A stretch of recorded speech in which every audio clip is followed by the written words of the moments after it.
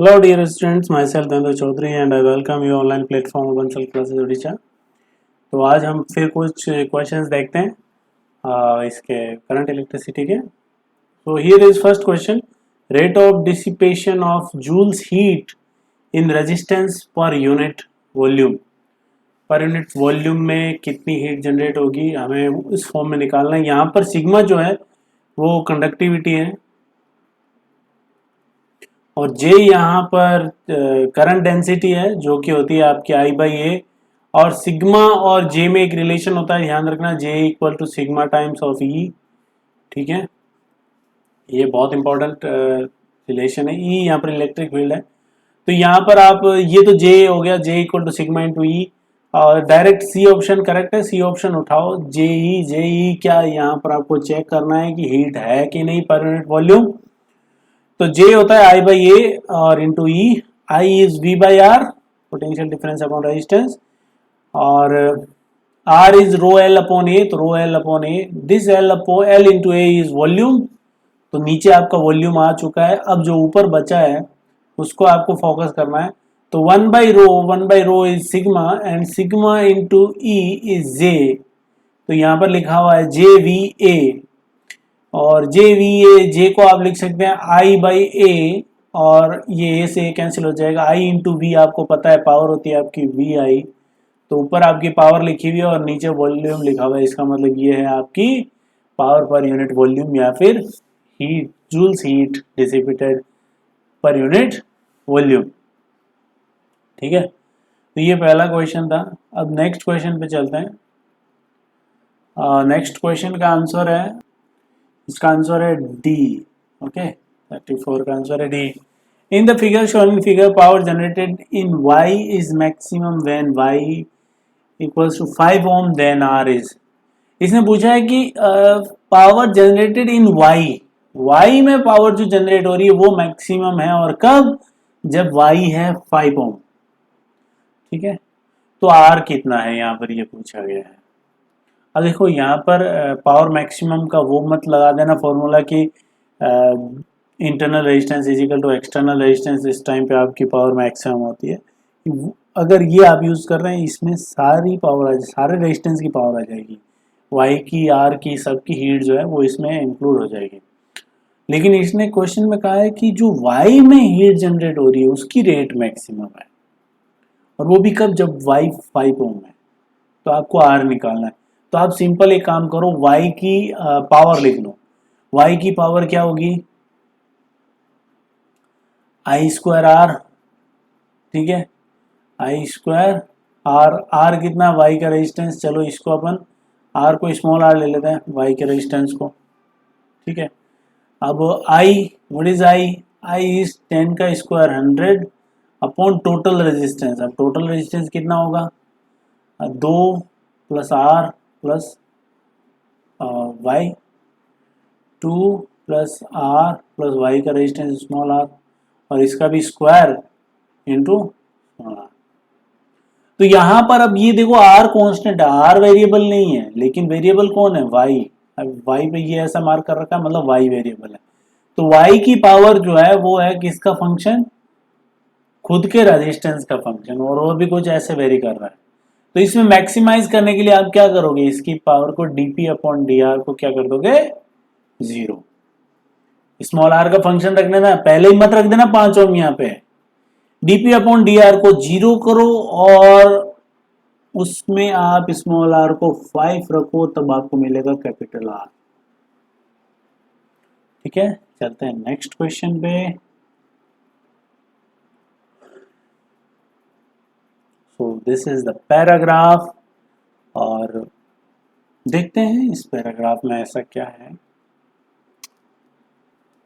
The figure shows a network of resistor and a battery. If 1 ampere current flows through branch CF, then the answer following question. Where is CF? CF यहाँ पर 1 ampere है। Okay, बाकी कोई information यहाँ पर नहीं दी है। Okay, तो 1 एम्पियर करंट यहाँ से आएगी, यहाँ पर कुछ डिवाइड होगी, जाहिर सी बात है। एक बात सोचो कि ये जो टर्मिनल्स हैं इसके अक्रॉस एक तो ये ब्रांच है और एक ये ब्रांच है, दोनों पैरेलल में जुड़ी हुई है। इधर अगर 1 एम्पियर करंट जा रही तो इधर कितनी करंट जाएगी?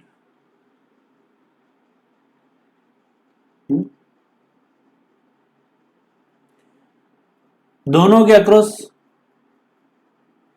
मान लेते हैं इधर से करंट आई इधर गई 1 तो इधर कितनी गई I-1। पोटेंशियल बराबर करो, यहाँ पर पोटेंशियल डिफरेंस कितना आई इज 1 इंटू 2 और उधर potential difference I-1 into 1 plus 1 2, तो आई कितना हुआ? ये हो गया I-1 equals to 1, I equals to 2। Okay, ये बात मेरे कुछ हजम नहीं हुई, एक मिनट। आई माइनस, अच्छा 1 ओम 1 ओम 2 ओम है, इधर भी 2 ओम है, ठीक है। तो आई 2 है, मतलब यहाँ पे करंट कितनी आ रही है 2, यहाँ से करंट 2 एम्पियर इधर आ रही है, ठीक है। और उसमें 1 इधर चली गई 1 इधर चली गई। अब 2 यहाँ से आ रही है, अब यहाँ से कितनी आ रही होगी? अब देखो इधर 2 गई है, कितनी 2 एम्पियर। इधर नेट रेजिस्टेंस कितना है 1 और 1 2, 2 और 2 पैरेलल में 1 और 1 और 2 3, तो इधर है 3, यहाँ पर है 6, इधर गई 2 एम्पियर। इधर से मैं मान लेता हूँ करंट जा रही है स्मॉल आई, इधर चली गई 2, तो इधर कितनी जाएगी? इधर जाएगी I-2। अब फिर से मैं B और G का क्रॉस पोटेंशियल डिफरेंस सेम करता हूँ। इधर नेट रेजिस्टेंस है 3 ओम, 2 2 1 और 1 और 2 3 और यहाँ पर है 6 और करंट जा रही है 2, तो 2 इंटू 3, ये तो हो गया राइट साइड में पोटेंशियल डिफरेंस 6 के बराबर, और यहाँ पर करंट है I-2 इंटू 6, I-2 इंटू 6, तो 6 से 6 कैंसिल हो गया, I इक्वल्स टू 3, I कितना आ गया यहाँ से 3, तो इधर चली गई और इधर कितनी जाएगी 1, तो ये आ गया 3 एम्पियर यहाँ से करंट, ठीक है। अब क्वेश्चन क्या लिया है जो पूछ लो, current through branch DE is 1 ampere, DE से 1 एम्पियर है क्या करंट? यहाँ पर I हमने निकाला था 2 2 माइनस 1, हाँ ठीक है 1 एम्पियर है। Branch BC is 2 ampere, BC से 2 एम्पियर, BC से 2 एम्पियर, हाँ ये भी सही है। Branch BG is 4 ampere. I don't think so. Okay, BG is 4 ampere. BG is I minus 2 and small I is 3. 3 minus 2 1 ampere. Branch HG is 6 ampere. HG is 6 ampere. यहाँ 3 ampere है, ये 3 ampere current यहाँ से जा रही है, तो 3 इधर से आएगी, 6 होना पॉसिबल नहीं है। EMF E और बैटरी इज, बैटरी का EMF पूछा है, इधर का नेट रेजिस्टेंस आप निकाल लें, इसका आपने निकाला 2 2 1 2 3 3 और 6 6 3 18 बटे 9 2 2 और 2 4, तो 4 नेट रेजिस्टेंस है और net current I is equal to EMF E upon net resistance 4। I हमने यहाँ से निकाला था 3 एम्पियर, तो दिस इज 3, तो E आ जाएगा 12। तो आई होप ये सही हो। Current through branch DE is 0, अब ब्रांच DE कौन सी? DE से 0 नहीं ऐसा कुछ नहीं है, ठीक है। ब्रांच BC 0, ब्रांच AB, ये सब आप देख सकते हो। अब हमने सॉल्व कर लिया इसको, ठीक है। बहुत ही आसान क्वेश्चन था, आप आराम से कर सकते थे। EMF फॉर बैटरी इज, ये भी हमने निकाल लिया, ये दोबारा क्यों पूछ रहा है? ये शायद अगले का होगा। 12 वोल्ट आया था हमारे पास, देखो क्या है। चलिए चलते हैं अब नेक्स्ट क्वेश्चन पे। क्वेश्चन नंबर 81 और 81 का आंसर है, तो 81 का आंसर है सी। A simple circuit contains an ideal battery resistance R, चलिए simple circuit battery resistance R, ठीक है, placed in parallel with the first. Oh, if a second resistor is placed in parallel with the one, इसके बाद हमने एक इसके parallel में एक और रेजिस्टेंस लगा दिया, तो पूछा है क्या होगा? The potential difference across R will decrease, नहीं आर के अक्रॉस पोटेंशियल डिफरेंस ई था, तो अब भी ई रहेगा, यहाँ का 0 ई, तो यहाँ का ई ही रहेगा। Current through R will be decrease, नहीं करंट इसके अक्रॉस डिक्रीज क्यों होगी? इसके अक्रॉस करंट क्या होगी? I is equal to potential difference E upon net resistance R, क्योंकि यहाँ पर आइडियल बैटरी है भैया, जब तक आइडियल बैटरी होगी इसको कोई दिक्कत नहीं है, इसके अक्रॉस पोटेंशियल डिफरेंस ई रहेगा। लेकिन अगर यहाँ पर रियल बैटरी लगा दी तो यहाँ पर potential difference E minus I R हो जाएगा अगर इसका इंटरनल रेजिस्टेंस होगा, और ये आई जो है वो इस रेजिस्टेंस पे भी डिपेंड करेगा। लेकिन अब ये करंट इंटरनल रेजिस्टेंस है ही नहीं, तो आर करंट इससे क्यों डिक्रीज करेगा? यहाँ पे जीरो होगा, यहाँ पे ई, तो इसमें करंट ई बाई आर होगा। Current delivered by the battery will increase, हाँ बैटरी से जो करंट डिलीवर होगा, बैटरी से करंट डिलीवर कितना होगा, I equals to E upon R equivalent. और हम जानते हैं कि जब आप पैरेलल में कनेक्शन करते हैं तो आर इक्विवेलेंट डिक्रीज करता है, अगर ये डिक्रीज करेगा तो करंट इंक्रीज करेगा।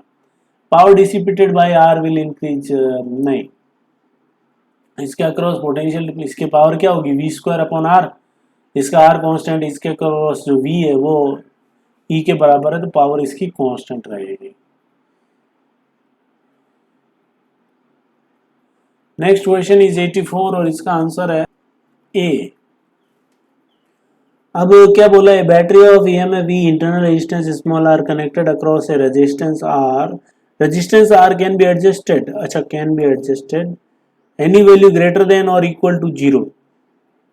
Okay, graph is plotted between current I passing through this resistance and potential difference V across it. Select the correct alternatives. V और I के बीच में ग्राफ है, अच्छा अगर इसको मैं थीटा कह लूँ तो टेन थीटा कितना है यहाँ पर 5, स्लोप कितना है -5, y पर है v, तो v इक्वल्स टू -5i।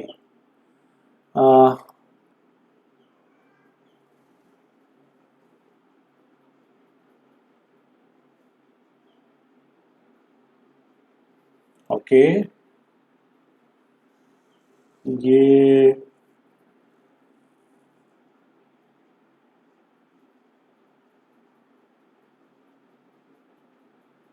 चलिए इसको देखते हैं अभी। Internal resistance of batteries, battery EMF E resistance external resistance R, और ये एक्सटर्नल रेजिस्टेंस वेरिएबल है EMF E small R. The graph is plotted between current I passing through resistance and potential difference across it.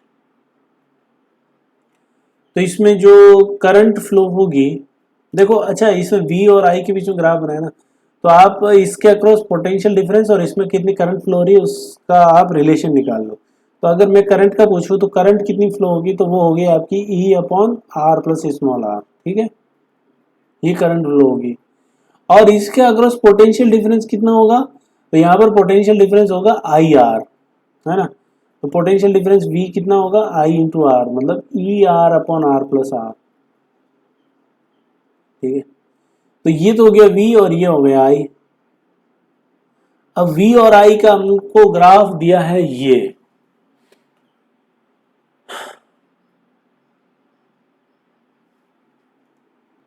तो यहां पर हमको दिया है कि जब करंट आपकी जीरो है तो वोल्टेज 10 है, V कितना है इसके अक्रॉस 10, जब करंट जीरो होगी तो इसके अक्रॉस पोटेंशियल डिफरेंस क्या होगा, E के बराबर,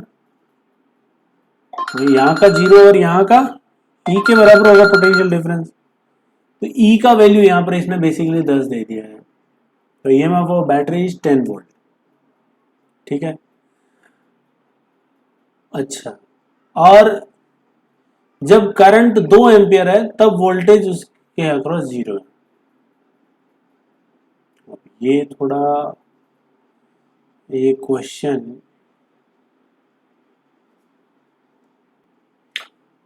ये क्वेश्चन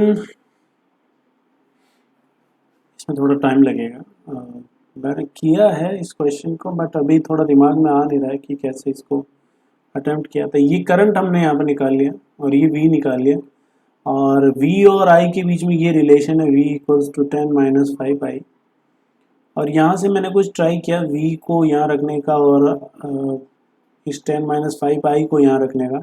उसके बाद इसने कहा है कि R can be 0 to infinity, कुछ भी हो सकता है, तो R को मैंने 0 पुट किया सबसे पहले यहाँ पे कैपिटल R को, तो यहाँ से स्मॉल r निकल के आया 5 ओम, तो इसका मतलब इंटरनल रेजिस्टेंस तो 5 ओम है।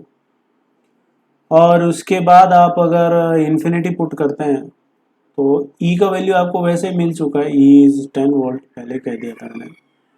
और maximum current which can be taken from the battery, battery से करंट मैक्सिमम कब ली जाएगी, जब ये कैपिटल आर जीरो हो जाएगा, जितना रेजिस्टेंस कम होगा उतना कम होगा। तो E इज 10 और कैपिटल R इज 5, तो maximum current will be 2 ampere, so this is wrong.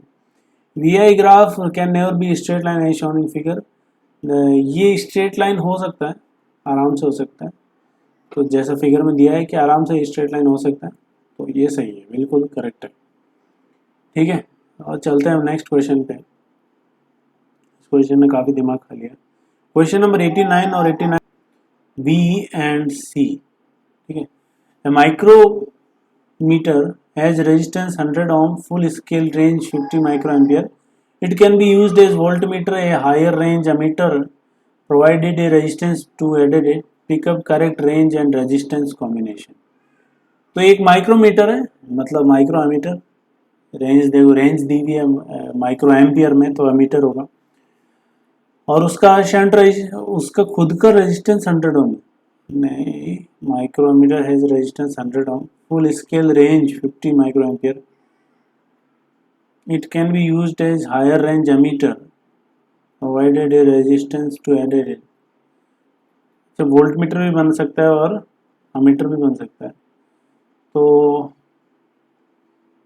तो इसको तो आप सिंपल जैसे हम गैलोनोमीटर ट्रीट करते हैं वैसे ही ट्रीट करो कि ये गैलोनोमीटर है और इसका रेजिस्टेंस आर जी हमको दिया हुआ है 100 ओम, ये दिया हुआ है, और इसका फुल स्केल डिफ्लेक्शन, इसमें मैक्सिमम जो करंट फ्लो हो सकती है आई मैक्स, या फिर कैपिटल आई लिख दो, कैपिटल आई नॉट, वो 50 माइक्रो एम्पियर है।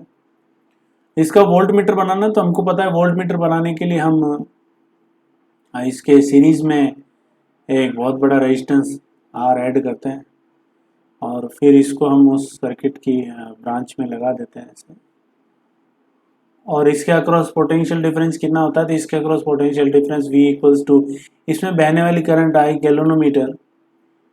गैलोनोमीटर आर प्लस इसका रेजिस्टेंस आर जी। ठीक है, इसको आर में शंट भी कह देते हैं कई बार अपन, एस प्लस आर जी। और आई जी, अगर आई जी को मैक्सिमम करोगे तो इसकी रेंज मैक्सिमम आ जाएगी। आई जी की मैक्सिमम रेंज कितनी है, 50 माइक्रो एम्पियर, तो 50 माइक्रो एम्पियर कर दो। 50 माइक्रो एम्पियर शंट आपको निकालना है, और आर जी आपको पता है 100 ओम, और उससे निकल जाएगा आपका V। अब V इसने कहा है कि 10 वोल्ट रेंज के लिए, अगर 10 वोल्ट रख लें अपन, इसको V को रख लें 10 वोल्ट, तो यहाँ से आप एच निकाल लो कितना आएगा, तो निकालने को ट्राई करते हैं। एस निकालने के लिए 10 upon 50 into 10 to the power -6, ऊपर जाएगा 10 टू द पावर 6, और ये 10 to the power 5, 5 to the 2 into 10 to the power 5, और बराबर एस प्लस 100। तो अब देखो, ये जो 100 है ये इतना ज़्यादा नहीं है, ये बहुत ज़्यादा है, 2 इंटू 10 टू द पावर 5 है, तो इसी को इसने 200 किलो ओम लिख लिया है। ठीक है, 10 वोल्ट की रेंज के लिए 200, लगभग 200 किलो ओम, क्योंकि अब इसको इधर लाओगे तो ये कितना है, 2 इंटू 10 टू द पावर 5 है, और ये है -10 टू द पावर 2, तो ये बहुत ज़्यादा है, ये उस इसके कंपेयर में 1000 गुना, ये 2000 गुना ज़्यादा है, तो अपन इसको यहाँ पे नेगलेक्ट कर देते हैं, तो लगभग 2 इंटू 10 टू द पावर 5 होगा। और करंट के लिए आपको पता ही है, गैलोनोमीटर के पैरेलल में एक रेजिस्टेंस ऐड किया जाता है, और current I equals to I G 1 plus R G upon S, ये उसका फॉर्मूला होता है। I को आप रेंज कह सकते हैं, I G is galvanometer current. I range maximum करने के लिए आई जी को मैक्सिमम करना पड़ेगा, I G maximum 50 micro ampere रखें, और I को जैसे क्वेश्चन ने कहा है कि 5 मिली एम्पियर, तो 5 मिली एम्पियर रख लें, उस हिसाब से आपको ये एस मिल जाएगा। 91 के लिए अभी थोड़ा वेट करें। चलिए, ये क्वेश्चन नंबर 4 जो एक्सरसाइज 2 का है, या फिर शायद 1 का ही है। In the circuit shown in figure all wires have equal resistance R, find the equivalent resistance between A and B. तो ये रहा ए और ये रहा बी, इसके बीच में ऐसे करंट गई होगी, और यहाँ से ऐसे निकली होगी, ठीक है। सारी ब्रांचेज जो है सबका रेजिस्टेंस इसने कह दिया कि सेम है। अगर सबका रेजिस्टेंस सेम है तो आप यहाँ पर कोई एक सिमेट्री देख सकते हैं। मेरे हिसाब से ए बी के अक्रॉस देखना है तो यहाँ पर ये इस प्लेन में सिमेट्री है, ये जो प्लेन है बीच में, इस प्लेन में यहाँ पे सिमेट्री है। इस प्लेन में, इस प्लेन के जैसा सर्किट इधर है वैसा ही सर्किट उधर है। इसका मतलब इधर जितनी करंट जाएगी उतनी करंट इधर जाएगी, ठीक है। अब अगर दोनों करंट यहाँ पर सेम जाएगी तो यहाँ पर, यहाँ और यहाँ करंट अगर सेम है तो potential of F equals to potential of D, इन दोनों का पोटेंशियल भी क्या होगा, सेम। तो इसमें कोई करंट नहीं जाएगी। सिमिलरली इसमें कोई करंट नहीं जाएगी ई और सी में, है ना। तो अगर इन दोनों में करंट नहीं जाएगी तो इन दोनों रेजिस्टेंस को हटा दो, उसके बाद आपका रेजिस्टेंस बचेगा सिर्फ एक तो ये, एक तो बचेगा ये रेजिस्टेंस, ये वाला जो है, और एक बचेगा रेजिस्टेंस आपका ये वाला, ठीक है। और उसके साथ ही एक रेजिस्टेंस ये बचेगा। तो इनका आप आर इक्विवेलेंट निकाल लें और इसको सॉल्व कर लें। बहुत ही आसान क्वेश्चन है। तो चलिए आज के लिए इतना काफ़ी है। अभी मैं अपना लेक्चर बना रहा हूँ तो कंप्लीट नहीं हुआ आज ओरिएंटेशन प्रोग्राम की वजह से, तो वो आज शाम तक आपको कंप्लीट करके देते हैं। Okay, bye.